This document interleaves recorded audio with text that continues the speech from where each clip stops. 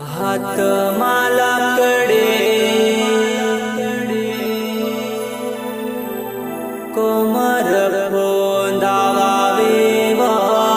जुवाना मर जुवाना में से के बुलावे मर जुवाना में से के बुलावे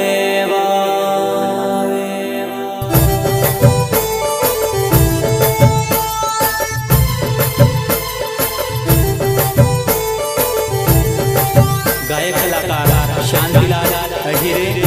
एवं music director Ritesh किराड़ Rohini recording studio Sendhwa.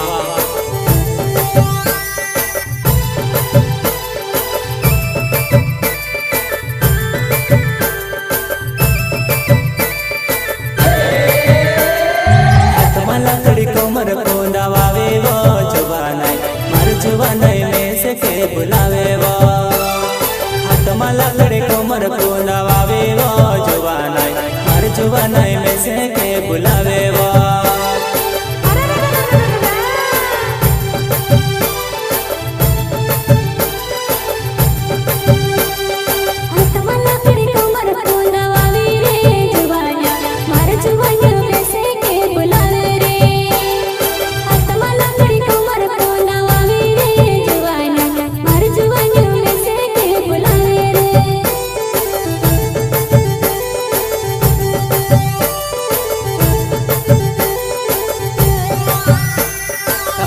लकड़ी कोमर पोंदावे वो जुवानाई मर जुवानाई में से के बुलावे रे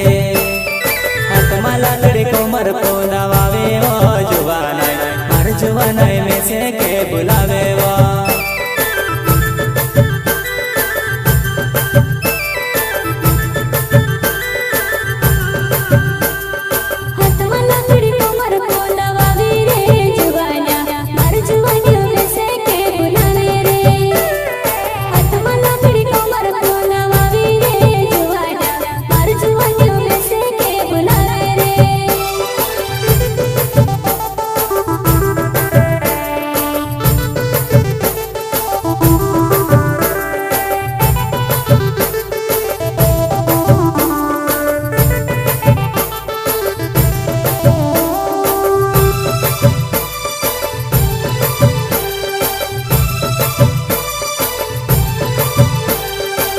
दहाड़ोने में वेतिवा